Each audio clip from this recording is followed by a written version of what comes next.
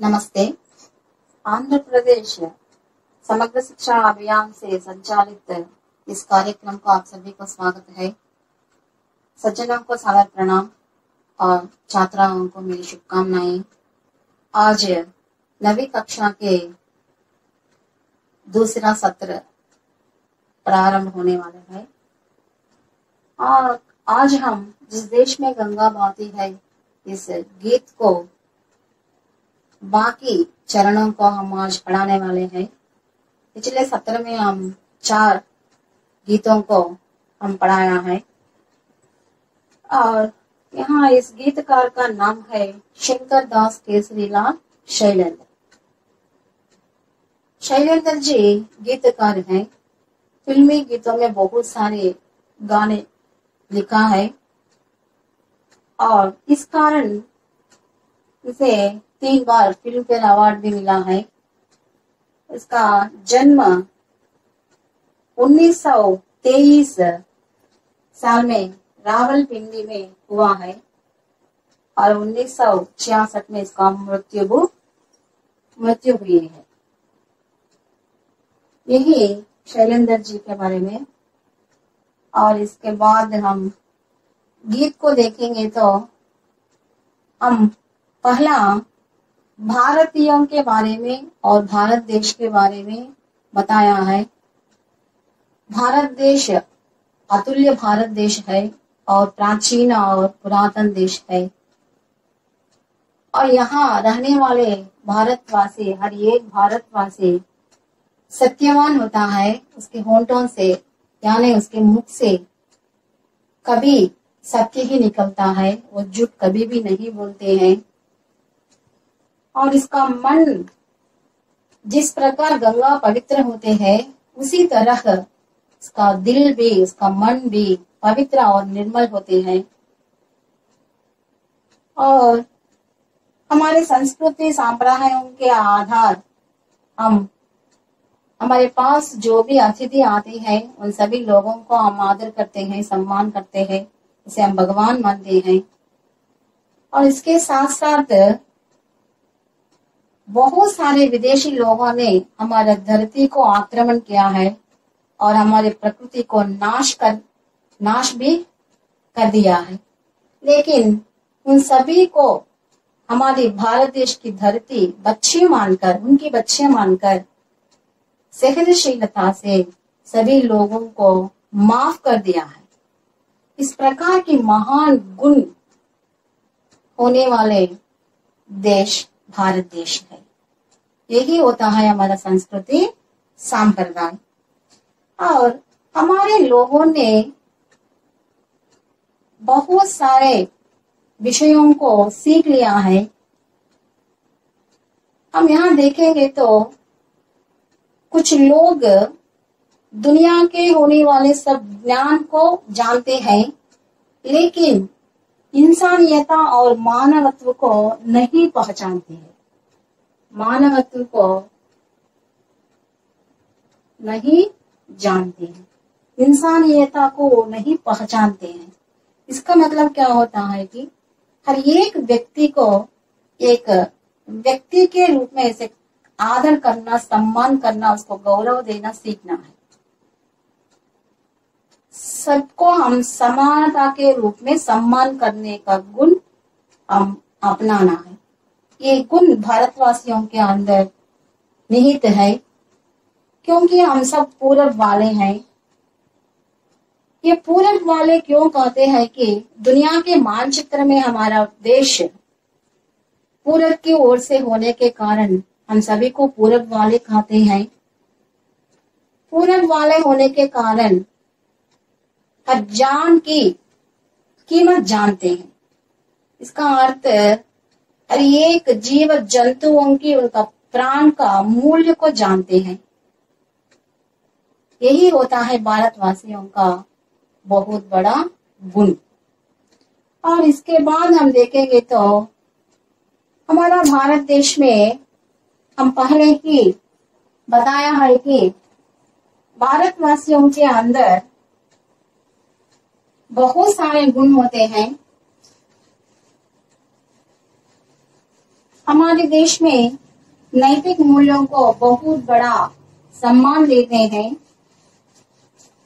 इन नैतिक मूल्यों के कारण ही हमारा संस्कृति संप्रदायों को आज भी दुनिया भर गुण गाते हैं।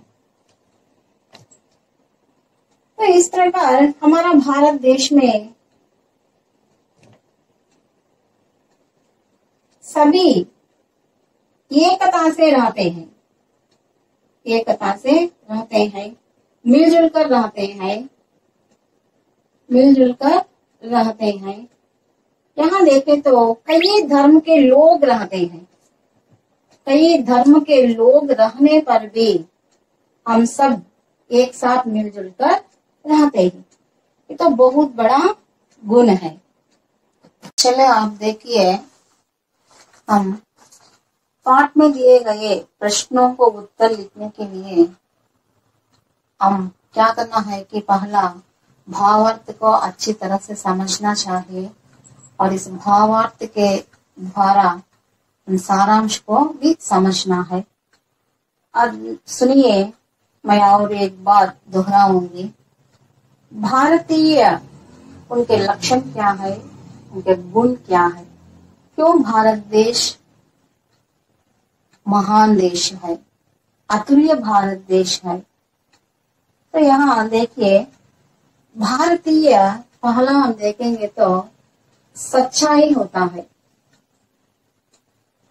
और उसका मन स्वच्छता होता है, निर्मल होता है और पवित्र भावना होता है भारतवासियों के मन में। और हमारा देश में अतिथियों को सम्मान करना प्राचीन काल से ही हम इसे पालन करते हैं। आप सुने होंगे कि अतिथि देवो भव, इसका अर्थ होता है अतिथि माने मेहमान। मेहमान को हम आदर से सम्मान करते हैं, उसे भगवान मानते हैं, भगवान मानते हैं। और भगवान मानकर भगवान ने जो हमें दिया है उसी से संतुष्ट होकर मेहमान को प्रेम से, प्यार से सत्कार करते हैं। यही हमारा भारतवासियों का संस्कार है और संस्कृति है। और देखेंगे तो हमारा भारतीय दुराशा नहीं है, वो आशावादी होता है। जो कुछ भी मिला है इस सभी को क्या करते हैं कि सीखते हैं। विदेशी लोग गैरों को भी अपनाकर विदेशी लोगों में भी जो कुछ अच्छाई होता है, जो कुछ अच्छाई होता है, इन सभी को हम ग्रहण करते हैं, ग्रहण करते हैं और अपनाते हैं। यही भारतवासियों के अंदर होने वाले अच्छे गुण। तो ये भारतवासियों में स्वार्थ भाव नहीं होते हैं और वो निस्वार्थी होता है।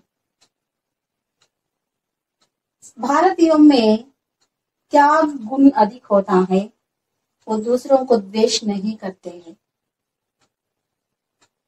दूसरों से उनका व्यवहार प्रेम से होता है और उनसे मित्रता करने के लिए वो प्रयत्न करते हैं। तो इस प्रकार भारतीयों ने बहुत सारे लोगों को अपनी भाई बहन समझते हैं।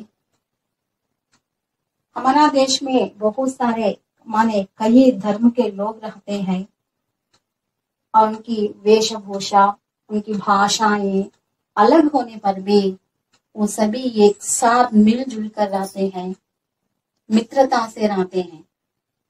यही भारतवासियों में होने वाले और एक महान गुण है, महान गुण है। इस कारण भारत देश पर कई विदेशों ने आक्रमण करने पर भी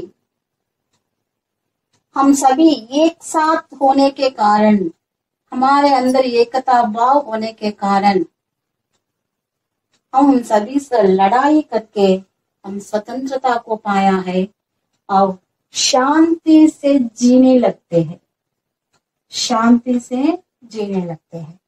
इसीलिए हमारा भारत देश में शांतियुत वातावरण भी होते हैं और त्याग भाव भी होता है और सहनशीलता भी होता है और प्रेम, दूसरों को सत्कार करने का गुण भी हमारे अंदर निहित है। और अगला पद्य को देखिए, जो जिससे मिला सीखा हमने, गैरों को भी अपनाया हमने, मतलब के लिए अंधे होकर रोटी को नहीं पूजा हमने। जो जिससे मिला सीखा हमने, इसका अर्थ क्या होता है कि भारत देश में बहुत सारे लोग आए हैं और इन लोगों के अंदर होने वाले हर एक अच्छे गुण और उनकी संस्कृति संप्रदाय को भारतवासी क्या कर दिया है कि सीखा है और उन सभी को अपनाया भी है, क्योंकि द्वेष नहीं किया है, उन लोगों से द्वेष नहीं किया है। इस कारण विदेशी लोग भी उनके अंदर होने वाले महान गुणों को हर एक भारतवासी सीखने का प्रयत्न किया है और उसे अपनाया है। तो इन लोगों में स्वार्थ भाव नहीं होती है, भारतवासियों में स्वार्थ भाव नहीं होती है। इस कारण हर एक व्यक्ति को प्रेम करता है, प्रेम करता है और स्वार्थ भाव नहीं होने के कारण हर एक व्यक्ति को सम्मान करते हैं, उनकी चीजों को नहीं लाने का प्रयत्न करते हैं, उनकी चीजों को लूटने का नहीं प्रयास करते हैं। इसका मतलब भारतवासियों के अंदर स्वार्थ भाव नहीं है, वो मतलब के लिए अंधे ना होते हैं। तो इसका अर्थ भारतवासियों में स्वार्थ भाव नहीं होती है। स्वार्थ तब नहीं होती है कि हमारे अंदर द्वेष नहीं हो। मिलजुल करके रहो और प्यार करो, एक चीज यही तो रहती है। हम उस देश के वासी हैं जिस देश में गंगा बहती है। जो जिसने मिला सीखा हमने, गैरों को भी अपनाया हमने, मतलब के लिए अंधे होकर रोटी को नहीं पूजा हमने। अब हम तो क्या सारी दुनिया, सारी दुनिया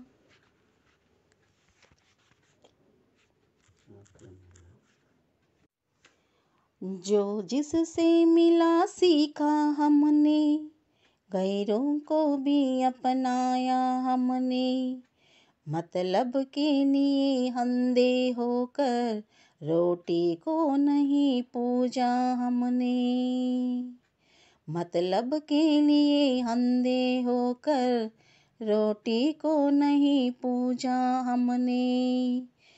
अब हम तो क्या सारी दुनिया, सारी दुनिया से कहती हैं, हम उस देश के वासी हैं जिस देश में गंगा बहती है।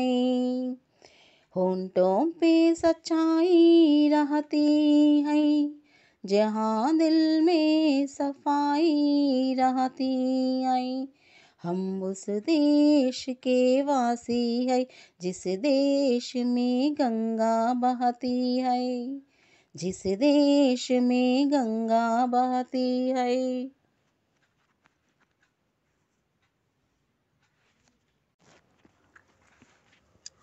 बच्चे, हम गीत पूरा को पढ़ लिया है और समझा भी है, और इसके बाद देखेंगे तो अर्थग्राह्यता प्रतिक्रिया।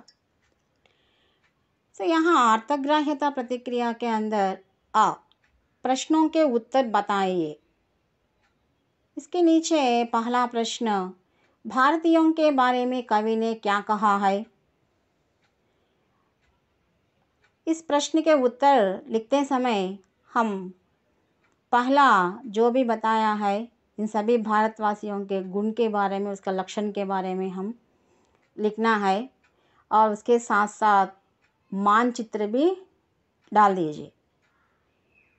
और इसके बाद भारत में बहने वाले कुछ नदियों के बारे में बताइए। आपको कुछ नदियों के बारे में पता ही होगा,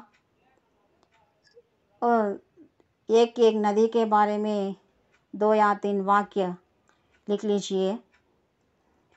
और आ के अंदर कविता के आधार पर उचित क्रम दीजिए। हमारे गीत में मिलजुल करके रहो और प्यार करो, एक चीज़ यही तो रहती है, जिस देश में गंगा बहती है उस देश के नाम ही भारत। तो इसके संबंधित यहाँ कुछ चरण दिए हैं। ये तो सही क्रम में नहीं है, इसे हम सही क्रम में लिखना पड़ता है। तो यहाँ पहला आता है, मिलजुल के रहो और प्यार करो, एक चीज़ यही तो रहती है, हम उस देश के वासी हैं जिस देश में गंगा बहती है। ये 2, पहला क्या आता है कि पहला 2, 1, 4, 3। और उसके बाद भाव से संबंधित कविता की पंक्तियाँ लिखिए। यहाँ भाव दिया है, इस भाव से संबंधित हमारे गीत में होने वाले कविता को लिखना है। पहला, विश्व के मानचित्र में भारत पूरब में है, इसलिए भारतीयों को पूरबवासी भी कहते हैं। हमारे यहाँ इंसानियता को अधिक महत्व दिया जाता है। इसके संबंधित कविता को हम देखेंगे तो कुछ लोग जो ज़्यादा जानते हैं इंसान को कम पहचानते हैं। ये पूरब है, पूरब वाले हर जान की कीमत जानते हैं। इस पद्य को हम यहाँ लिखना पड़ेगा।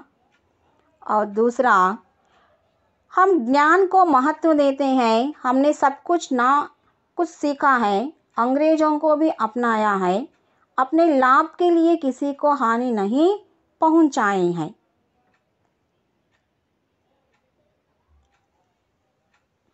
तो इसके संबंधित हम पद्य को देखेंगे तो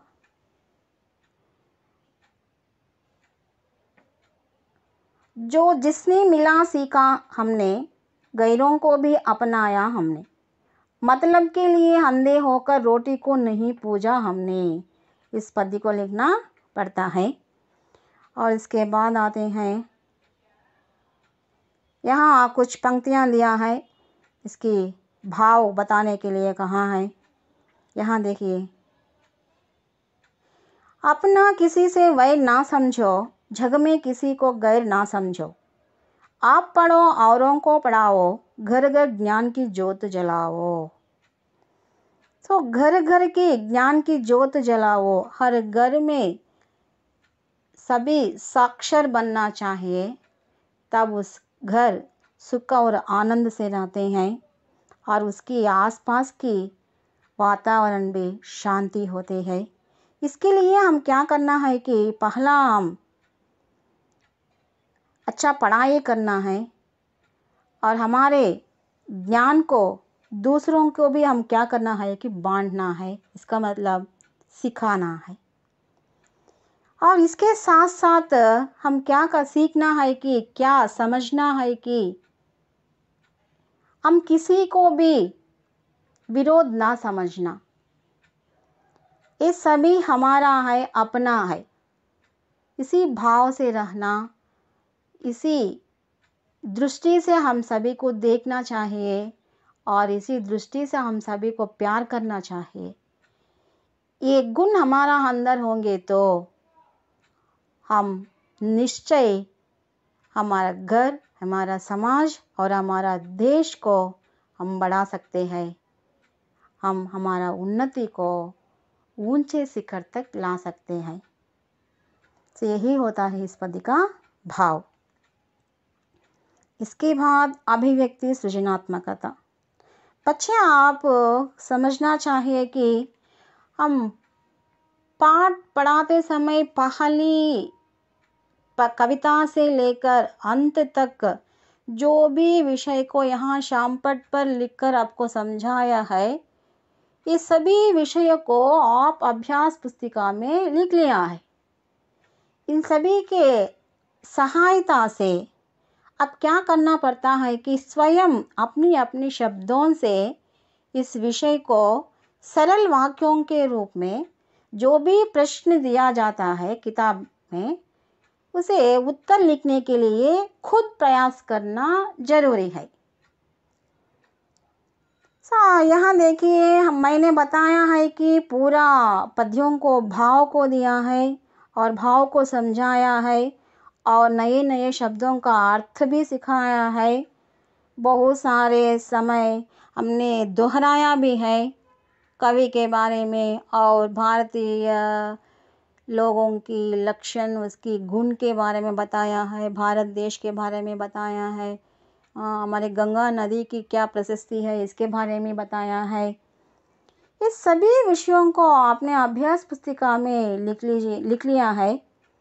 इन सभी की सहायता से आप क्या करना है कि प्रश्न के आधार पर उचित समाधान लिखने के लिए प्रयत्न करना चाहिए। यहाँ देखिए, अभिव्यक्ति सृजनात्मकता के अंदर पहला, गीत में कवि ने मिलजुल कर रहने के लिए क्यों कहा होगा। तो अभी भी मैंने बताया है कि मिलजुल कर रहना ये गुण दुनिया भर के हम देखेंगे तो हमारा भारत देश में ही मिलता है, इस प्रकार का गुण। तो इस कारण आज भी हमारा देश बहुत महान देश है, अतुल्य भारत है। तो इसका कारण क्या होता है कि बहुत धर्मों के लोग, उनकी वेशभूषा, उनकी भाषाएं सभी अलग होने पर भी सब लोग एकता से मिलजुल कर रहते हैं। इसीलिए हम आज स्वतंत्र रूप से हमारा देश में हम सुख और आनंद से जी सकते हैं। तो ये इस प्रकार लिखना चाहिए। और दूसरा प्रश्न आते हैं, हमें अपने मेहमान के साथ कैसा व्यवहार करना चाहिए। देखिए बच्चे, इस प्रश्न का उत्तर आप बहुत आसानी से लिख सकते हैं। अभी जो भी मुख्य वाक्य मैंने बताया है, इन सभी को देखकर आप स्वयं लिख सकते हैं। हमारा भारत देश में मेहमान को हम भगवान मानते हैं, अतिथि देवो भव मानते हैं। सो मेहमान को हम बहुत सम्मान करते हैं। जो भगवान ने हमको जो कुछ भी दिया है उसी में भी हम संतुष्ट होकर, खुश होकर हम अतिथियों को सम्मान करते हैं, प्यार से उसे आह्वान करते हैं।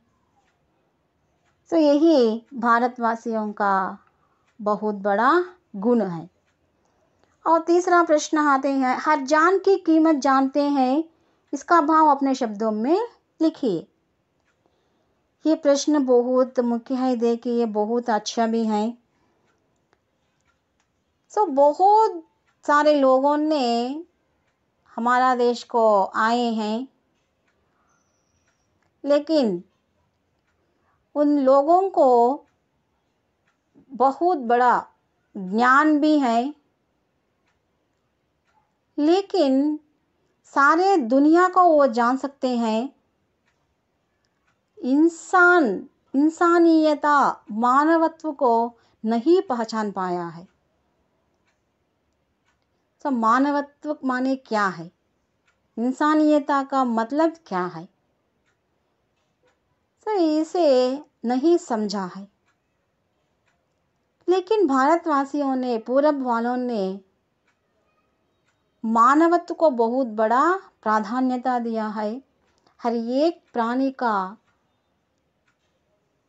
मूल्य जानते हैं, उनके साथ किस प्रकार की व्यवहार करना ये भी जानते हैं। तो इसलिए हमारा देश में हम सभी को माने गैरों को भी, विदेशी लोगों को भी हम आदर से सम्मान करते हैं, आदर से उन्हें हम स्वागत करते हैं, उसको अतिथि मर्यादा करते हैं। तो यही हमारा देश का महानता है। और इसके बारे में आते हैं, इस गीत का सारांश अपने शब्दों में लिख लीजिए। पहला से लेकर यहाँ पाठ का नाम लिखना है और गीतकार के बारे में कुछ 2 या 3 शब्द या वाक्य लिखना पड़ता है। और इसके साथ साथ विषय के अंतर्गत सभी भारतवासियों के गुण लक्षण, भारत देश की महानता क्या है, भारत देश के बारे में वो 5 वाक्य लिखिए। और इसके बाद भारतवासियों के गुण और लक्षण के बारे में 5 वाक्य लिखिए। और इस गीत के द्वारा हमारा कर्तव्य क्या है, इस गीत के द्वारा हम क्या सीखा है, इस सभी के विषयों के बारे में भी लिखना जरूरी है। और इसके साथ साथ और भी 2 प्रश्न हैं। देशभक्ति भावना पर 4 पंक्तियों की कविता लिखिए। और इस गीत में आपको कौन सी बातें बहुत अच्छी लगी है और क्यों, ये 2 प्रश्न भी दिया है, इसके बारे में भी लिखना पड़ता है। अब देखिए यहाँ देशभक्ति भावना पर 4 पंक्तियों की कविता लिखिए। अब देखेंगे तो हम भारतवासी दुनिया को पावन धाम बनाएंगे, पावन धाम बनाएंगे, मन में श्रद्धा और प्रेम का अद्भुत दृश्य दिखाएंगे, मन में श्रद्धा और प्रेम का अद्भुत दृश्य दिखाएंगे, ऊंच नीच का भेद मिटाकर दिल में प्यार बसाएंगे, दिल में प्यार बसाएंगे, हम भारतवासी दुनिया को पावन धाम बनाएंगे, पावन धाम बनाएंगे। तो इस प्रकार हम आपकी मनपसंद देशभक्ति गीत को आप लिख सकते हैं। और उसके बाद इस गीत में आपको कौन सी बातें बहुत अच्छी लगी, क्यों, तो इस प्रश्न के अपने मन की भावनाओं के आधार पर आप लिख सकते हैं। पाठ सुनने के बाद, इस कविता सुनने के बाद आपको क्या पसंद लगा, गंगा मैया के बारे में आपको पसंद लगा है, और हमारा भारत देश के चारों ओर बहुत सारे चीज़ हैं, इन सभी के बारे में आपको पसंद है, भारतवासियों के गुण और लक्षण पसंद है। इसमें जो भी विषय को लेकर आप अपनी शब्दों में लिख सकते हैं। बच्चे, अब हम भाषा की बात के अंदर जाएंगे। यहाँ देखिए, पहला दिया है उदाहरण के अनुसार वाक्य बनाइए। यह प्लस में, ये दोनों शब्द मिलकर इसमें बनता है। इसमें से एक वाक्य को प्रयोग करना है। यहाँ देखिए, यह उपवन है, इसमें फूल है। तो उपवन का मतलब क्या होता है कि गार्डन, बगीचा। तो बगीचा में क्या होता है, बहुत सारे फूल होते हैं। और दूसरा, जो प्लस में, जिसमें, जिसमें से एक वाक्य का प्रयोग करना है। लिख लीजिए, यह सीता की एल्बम है जिसमें कई डाक टिकट है। ये क्या है? सीता का एल्बम है। एल्बम के अंदर देखेंगे तो बहुत सारे डाक टिकट पड़ा है। और दूसरा आता है, मुहावरों के भाव बताइए। हमारे इस गीत में बहुत सारे मुहावरे आए हैं। अब देखिए, जान से प्यारा होना, जान से प्यारा होना। तो हमारे गीत में अतिथियों को भारतवासी जान से प्यारा करता। तो इसका अर्थ क्या होता है कि बहुत प्रेम करता है। तो इस मुहावरा का अर्थ बहुत प्रिय होना, बहुत प्रिय होना। और दूसरा, मतलब की रोटी पूछना। मतलब की रोटी पूछना का अर्थ स्वार्थ भाव, स्वार्थ भाव से रहना। तो हमारा गीत में दिया है, मतलब की रोटी नहीं पूछना। तो इसका भाव क्या होता है कि स्वार्थ भाव नहीं होता है। तो इसका अर्थ स्वार्थ भाव होना। मतलब के लिए अंधे होना। मतलब के लिए अंधे होना, अंधे होना का अर्थ क्या होता है कि गुड्डीवाड़। तो यहाँ जो भी कार्य करते समय आंखें बंद करके नहीं करते हैं। तो इस मुहावरा का अर्थ दूसरों को हानि करना, दूसरों को हानि करना। हमारा गीत में मतलब के लिए अंधे होकर रोटी को नहीं पूछता है। तो दूसरों को हानि ना पहुंचते हैं। यही इस मुहावरा का अर्थ है। और इसके बाद आता है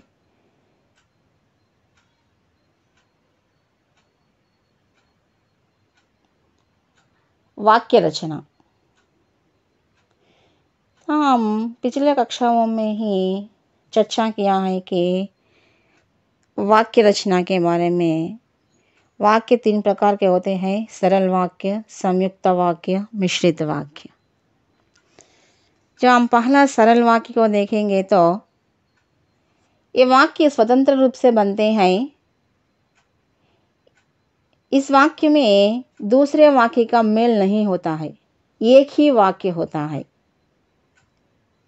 इसे हम कहते हैं कि सरल वाक्य।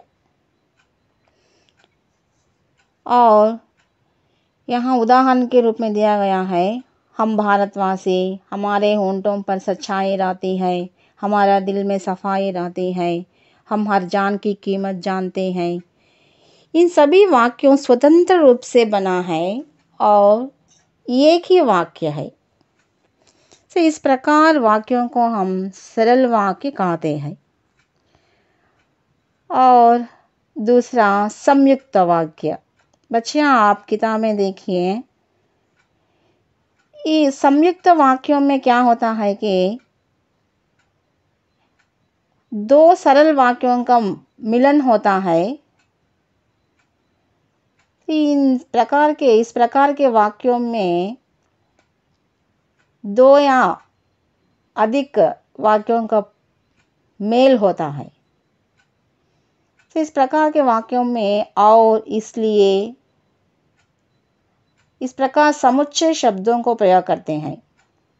इसे हम संयुक्त वाक्य कहते हैं। यहाँ उदाहरण के रूप में देखिए, हम भारत के वासी हैं और भारत देश हमारा है। यहाँ हम भारत के वासी एक सरल वाक्य है और भारत देश हमारा है और दूसरा एक सरल वाक्य है। इन दोनों सरल वाक्यों को और समुच्चय शब्द से हम यहाँ जुड़ता है। तो इस प्रकार और इसलिए इस प्रकार के शब्दों को जुड़कर वाक्य बना सकते हैं। और तीसरा मिश्रित वाक्य। मिश्रित वाक्यों में एक उपवाक्य होता है। उपवाक्य पहला वाक्य पर आधारित होता है। यहाँ सरल वाक्य के साथ उपवाक्य का मेल होता है। सरल वाक्य के साथ किसी आश्रित वाक्य का मेल हो तो उसे हम मिश्रित वाक्य कहते हैं। यहाँ देखिए, मेहमान जो हमारा होता है वो जान से प्यारा होता है। ये उपवाक्य वो जान से प्यारा होता है। उपवाक्य पहला वाक्य से संबंधित होता है। मेहमान जो हमारा होता है वो जान से प्यारा होता है। हम उस देश के वासी हैं जिस देश में गंगा बहती है। तो इस प्रकार मिश्रित वाक्यों को बना सकते हैं। और यहाँ देखिए, कुछ अभ्यास कार्य दिया है। नीचे दिए गए वाक्यों की वाक्य रचना पहचानिए। हम 9वीं कक्षा के छात्र हैं। ये तो स्वतंत्र वाक्य है, तो इसे हम सरल वाक्य कहते हैं। हम अपना भविष्य बनाएंगे और देश की सेवा करेंगे। ये संयुक्त वाक्य है, क्योंकि हम अपना भविष्य बनाएंगे एक वाक्य है और दूसरा वाक्य देश की सेवा करेंगे। इन दोनों वाक्यों को और समुच्चय शब्द से हम जुड़ा है, इसलिए इसे इसे संयुक्त वाक्य कहते हैं। जो जितनी मेहनत करेगा वह उतना ही आगे बढ़ेगा। वह उतना ही आगे बढ़ेगा। इस वाक्य में उपवाक्य है। ये उपवाक्य पहला वाक्य से संबंधित होता है। तो इस प्रकार वाक्यों को हम मिश्रित वाक्य कहते हैं।